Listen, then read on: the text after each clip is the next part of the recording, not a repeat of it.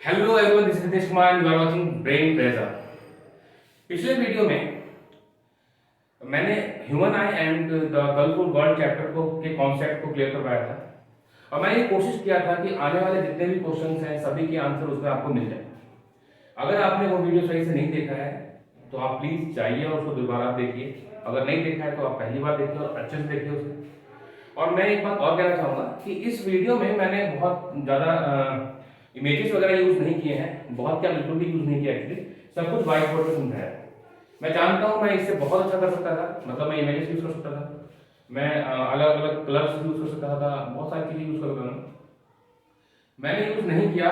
इसके पीछे दो रीजन है। पहला, वीडियो लॉन्ग ना हो। दूसरा, मैंने बहुत नाइट में ये वीडियो बनाया है और मेरे जो स्टूडेंट्स हैं जो मुझसे स्टडी कर रहे हैं ऑफलाइन, वो उन बच्चों को उनका एग्जाम है बिल्कुल पास में, तो मैंने सोचा क्यों ना उनको एक क्विक रिव्यू दे दिया जाए, एक क्विक रिवीजन दे दिया जाए। और इसीलिए मैंने उस वीडियो को शॉर्ट में बनाया है और बहुत तेज में बनाया है।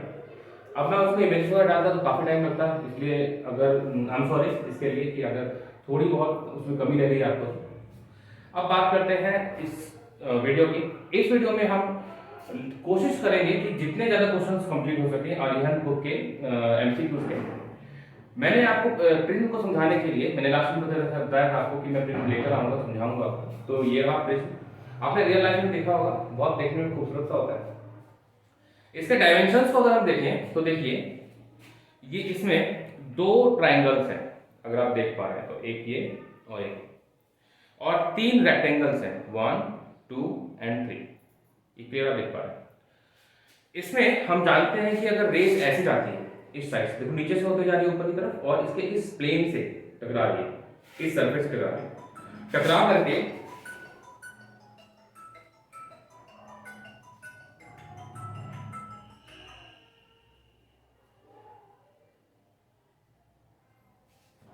सॉरी फॉर द डिस्टर्बेंस, टकरा करके ये रे यहां से ऐसे निकलती है। अब मैं इसको जरा प्रैक्टिकली समझाने की कोशिश करता हूं। सपोज कीजिए कि मैं आप इस प्रिज्म से ऐसे देखने की कोशिश कर रहा हूं इस टाइप से, तो होगा ये कि मैं जब इस प्रिज्म को सीधा बिल्कुल ऐसे परपेंडिकुलर सीधा रखूंगा तो होगा ये कि इस प्रिज्म में जो मुझे दिखाई देगा वो ऑब्जेक्ट नीचे वाला दिखाई दे रहा होगा। मतलब मैं आपको कोशिश करता हूँ समझाने की। सपोज कीजिए कि आप इस प्रिज्म से देख रहे हैं, ये नीचे की तरफ का आपको दिख नहीं रहा होगा कुछ भी। मैं आपको दिखाने की कोशिश करता हूँ इस वीडियो रिकॉर्डिंग में। आपको देखो मैं ये सीधा है ना, मैं बिल्कुल ऐसे ही लेकर जा रहा हूँ और नीचे एक टेबल है, आपको तो नहीं दिख रहा होगा टेबल, और सॉरी चेयर है, आपको चेयर दिख नहीं रहा होगा। मैं ये चेयर आपको इस प्रिज्म के थ्रू दिखाने की कोशिश करता हूँ। शुरू करें, मैं ये लेंस के पास जा रहा हूँ, ठीक है। ये देखो आप, मैंने एकदम बिल्कुल प्रिज्म को सीधा रखा है, देखो ये है ना, ये देखिए ये प्रिज्म बिल्कुल सीधा है। और नीचे रखे हुए चेयर को आप देख पा रहे हैं जिसमें बोतल रखी हुई है, अगर आप देख पा रहे हो तो एक बुक रखी हुई है, एक नोटबुक है, ये सारी चीजें। मतलब कहने का ये है कि अगर आपको नीचे के ऑब्जेक्ट को देखना है तो बिल्कुल प्रिज्म को सीधा रखना होगा, नीचे का व्यू आपको दूसरी साइड में दिखाई देगा। जैसे अगर आपने अपना खिड़की खोला या गेट खोला और आपको देखना है कि इस तरफ कौन कोई क्या कर रहा है, तो बस प्रिज्म को ऐसे रख दीजिए, लाइट ऐसे आएगी, टकराएगी और आपको प्रिज्म को इधर की तरफ जाएगी। आपको सिर्फ प्रिज्म को ऐसे देखना होगा। देखो इस तरफ मेरी तरफ मेरे राइट साइड में, आपके लिए लेफ्ट होगा। आपको मैं एक दरवाजा है, अगर मैं ऐसे देखता हूँ ना, इस समय मैं तो इधर देख रहा हूँ, इधर देखता हूँ तो मुझे दरवाजा दिखाई देगा। मैं ये चीजें क्यों बता रहा हूँ आपको, इतना डिटेल में क्यों बता रहा हूँ, क्योंकि इसमें क्वेश्चन आने वाले हैं और ऐसे क्वेश्चन आएंगे, आपको ये समझना होगा कि किस तरह से ये वर्क करता है। मैं आपको इस फिगर में समझाने की कोशिश करता हूँ। जैसे अगर मान लीजिए कि लाइट ऐसे जा रही है और आपकी आंखें यहां पर है, तो आपको लाइट इधर से आती दिखाई देगी ऐसे। मतलब ऑब्जेक्ट तो आपकी इस साइड रखा हुआ है लेकिन इमेज आपको दिखाई देगा इधर की तरफ। मतलब इस साइड की इमेज आप क्लियर यहां से देख सकते हो। सपोज करिए कि आप बीच में बॉल है, आप एक इस तरफ आप खड़े हैं और इस तरफ आपका दोस्त खड़ा है, और मैं बीच में ऐसे प्रिज्म को रख दूं, ऐसे प्रिज्म को बीच में ऐसे रख दूं, तो मैं यहां से अपने दोस्त को और मेरा दोस्त मुझे यहां से इस वाले पॉइंट से देख सकेगा। ये है प्रिज्म की खासियत। प्रिज्म में तो और भी मैंने बहुत सारी चीजें आपको समझाई हैं, बहुत मजेदार टॉपिक है ये, बहुत मजेदार चैप्टर है। मैंने कहा पिछले वीडियो में कहा था ये मेरे लिए भी बहुत मजेदार चैप्टर होता है। वैसे तो क्या पूरा साइंस ही बहुत मजेदार होता है, मैथ्स भी बहुत फन है, मैथ्स भी बहुत फन होता है। अब हम बात करते हैं क्वेश्चंस की। Let's start the question. Question number first है आपका, आई होप कि आप फ्रेंड्स को समझ रहे होंगे। Okay, the first question is, एक आपको डायग्राम दे रखा है और इसमें बोला है कि locate the angle of prism and angle of deviation. Angle of prism and angle of deviation, पिछले वीडियो में मैंने आपको बात समझाया था कि एंगल ऑफ प्रिज्म ये वाला एंगल होता है और एंगल ऑफ डेविएशन ये वाला होता है। तो एंगल ऑफ प्रिज्म क्या हो गया 1 एंड एंगल ऑफ डेविएशन क्या हो गया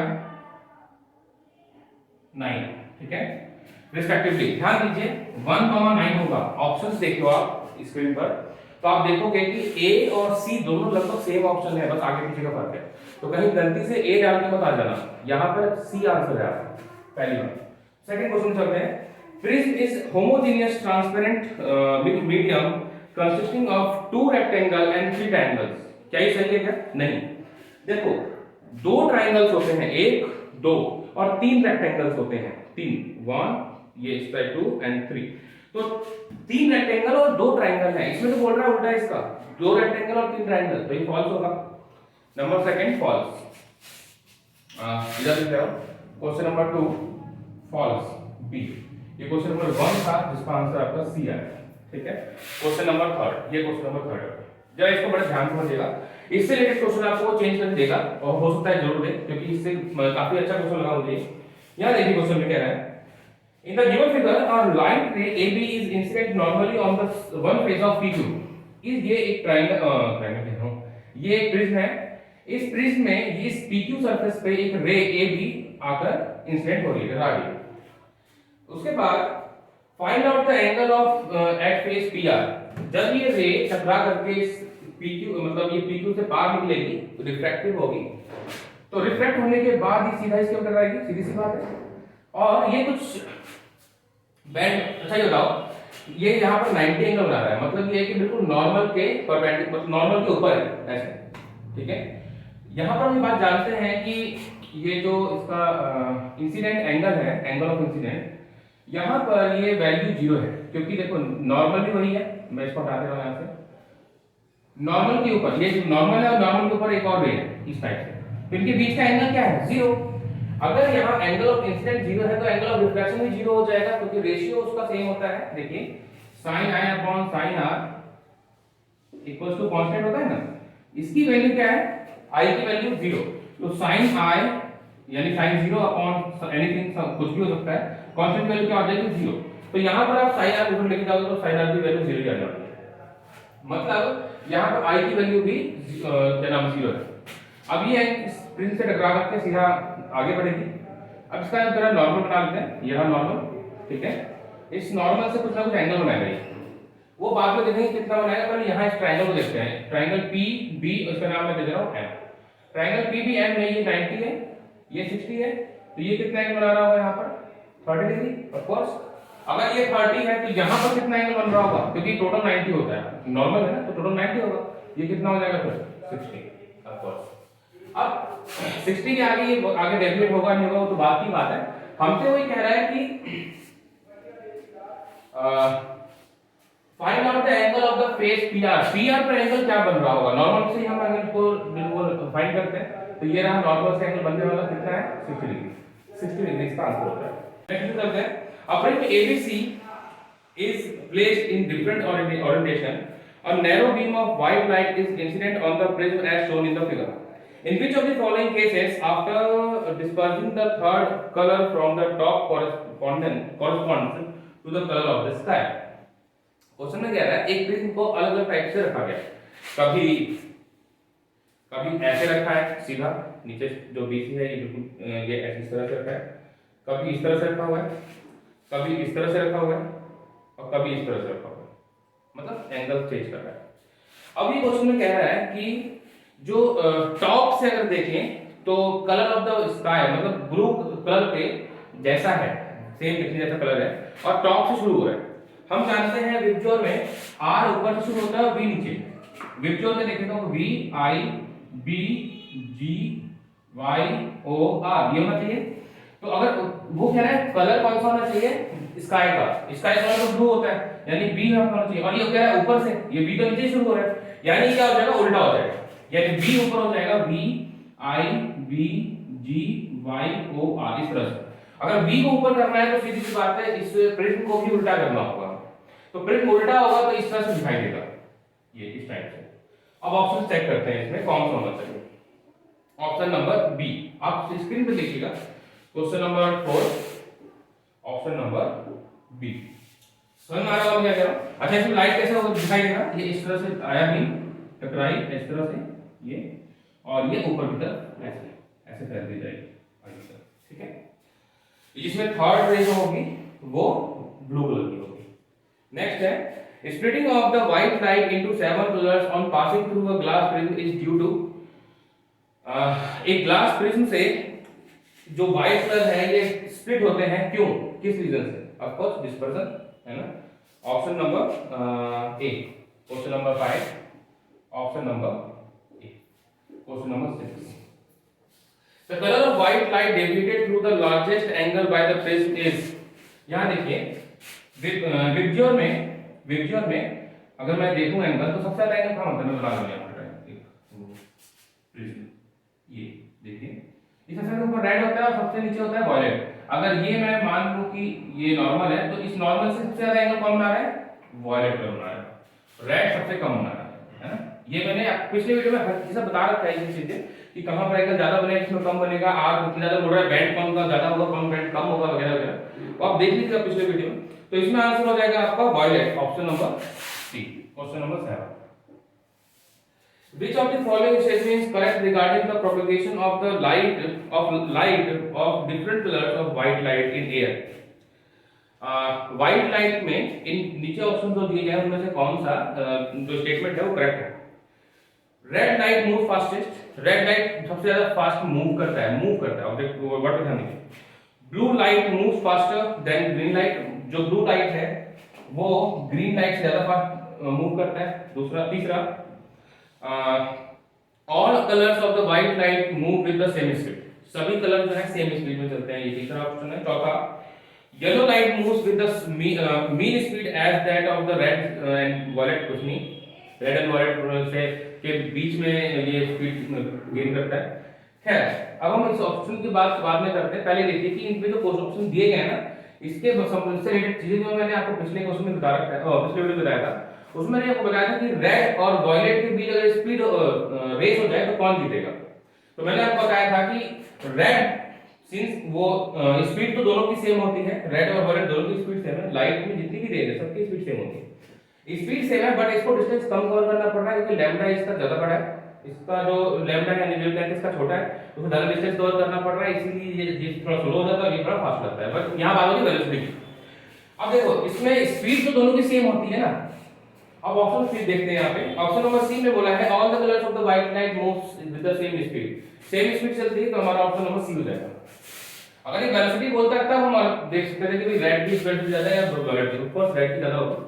नेक्स्ट क्वेश्चन देखते हैं, व्हेन व्हाइट लाइट इज, हां इसमें एक चीज और, ये वेलोसिटी से रिलेटेड क्वेश्चन भी पूछ सकता है, ये ध्यान रहे, है ना। और रेड लाइट की वेलोसिटी ज्यादा होती है, इसलिए हमारे यहाँ पर जो धुंध वगैरह होती है ना उसमें भी लाइट हमारे पास पहुंच जाती है, तो जो डेंजर साइंस होते हैं ना वो सभी जगह रेड का यूज करते हैं अक्सर, रेड या फिर येलो, है ना। नेक्स्ट चलते हैं, when white light is incident on a thin walled hollow glass prism, the color of the emerged light will be, ये कह रहा है कि प्रिज्म अगर अंदर से खोखला हो, हॉलो हो और केवल ये जो सरफेस है ना ये दिखाई ये हो, तब जो लाइट की जो रेज है वो कैसे होंगी, किस तरह से दिखाई देंगी, मतलब किस कलर की दिखाई देंगी। इसको समझने के लिए मैं आपको एक और फिगर बनाकर समझाता हूँ। ये समझिए कि ये एक स्लैब है, मतलब ये कांच का टुकड़ा है, इसका ये एक पार्ट में ले रहा हूँ, इसको निकाल दिया, अब मैं इसको जूम कर रहा हूँ तो ये कैसा दिखाई देगा, एक स्लैब की तरह दिखाई देगा, इस टाइप का दिखाई देगा, है ना। हम जानते हैं कि लाइट ऐसे आती है, स्लैब से टकराती है, थोड़ा सा नॉर्मल की तरफ मुड़ेगी हल्का सा, और मुड़ने के बाद जब ये वापस सेम मीडियम में जाएगी तो again away from the normal दूर हो जाएगी, होगी। यहाँ पर ये लाइन इस लाइन की पैरेलल होती है, अगर आप मैं इसको इमेजिन करूँ ना आगे बढ़ाने के लिए इस टाइप, ये दोनों पैरेलल होती है। और आपने देखा कि प्रिज्म के अंदर पैरेलल लाइन बिल्कुल भी नहीं है, ये एक दूसरे को काटती हैं, ये डेविएट हो रही है, देखो ये लाइन ये इधर डेविएट हो रही है, तो यहाँ पर तो डेविएशन हो ही नहीं रहा बिल्कुल भी, है ना। अब ये टकराएगा, सपोज करो ये इधर गया टकराया और ये थोड़ा सा डेविएट तो हुआ नहीं, बिल्कुल सेम पैरेलल है, और इसके आगे टकराएगा तो फिर ये भी अगेन पैरेलल हो जाएगा, तो ये तो बिल्कुल भी डेविएट नहीं कर रहा, और डेविएट नहीं कर रहा तो व्हाइट लाइट तो बिना डिस्पर्जन के पॉसिबल ही नहीं है कि स्प्लिट हो जाए, स्प्लिट तो हो ही नहीं सकती, तो यहाँ पर डिस्पर्जन हो ही नहीं रहा, इसीलिए व्हाइट लाइट व्हाइट ही रहेगी। Option number D, question number 8, option number D. Question number 9, to recombine a spectrum to obtain white light the dispersive prism and recombination prism should be in the same position। ये कह रहा है, मैंने ये भी पिछले video में समझा रखा है, मैं कह रहा हूं ज्यादातर क्वेश्चन अगर आप वो वीडियो देखें तो ज्यादातर क्वेश्चन आप खुद कर पाओगे, अगर आपकी पकड़ है ना, तो इस वीडियो में टाइम बर्बाद करने से अच्छा है कि आप सीधा क्वेश्चन को सॉल्व कीजिए, या फिर एक काम कर सकते हैं आप खाना खाते वक्त वीडियो को फास्ट फॉरवर्ड करके सेकंड मतलब 2x पर वीडियो को देखिए और जल्दी से क्लियर कीजिए। देखिए अब हम क्वेश्चन पे आते हैं, to recombine the spectrum to obtain white light the dispersive prism. देखो ये कह रहा है कि व्हाइट लाइट हमें दोबारा चाहिए, ये रहा प्रिज्म टकराया, यहां से स्पेक्ट्रम बन गया इसके, अब यहां पर सीधी सी बात है वो एक प्रिज्म उल्टा करके रखना पड़ेगा तभी तो ये रेज आएगी, बट वो तो कह रहा है कि सेम होना चाहिए पोजीशन, सेम पोजीशन होगा तो पॉसिबल ही नहीं है, इसका मतलब ये फॉल्स कह रहा है, तो ये फॉल्स हो जाएगा, option number B. Question number 10, question number 10 में कह रहा है which of the following phenomena of light are involved in the formation of rainbow. Rainbow बनने में कौन सा फिनोमेना यूज होता है, मैं फिर से वही कहूंगा, पिछले वीडियो में मैंने पूरा डिटेल में ये चीज समझा रखा है, तो एक बार फिर से देख लेते हैं उसको। ऐसा नहीं है कि पिछले वीडियो में समझाऊंगा नहीं, समझाएंगे इसमें, बट ऐसा होता है कि खुद जो कॉन्फिडेंस करने में आता है ना, जो मजा आता है वो किसी और के बताने में वो कॉन्फिडेंस नहीं आता, इसलिए मैं आपको कह रहा हूँ कि आप पहले कॉन्सेप्ट को क्लियर कीजिए।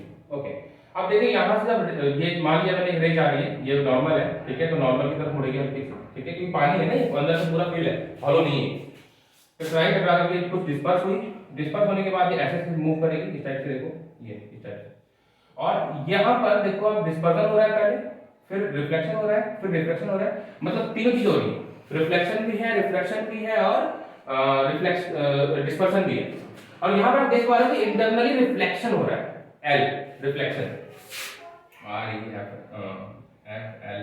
रिफ्लेक्शन ये वाला, तो ये इंटरनली रिफ्लेक्शन हो रहा है ना, इंटरनली रिफ्लेक्शन।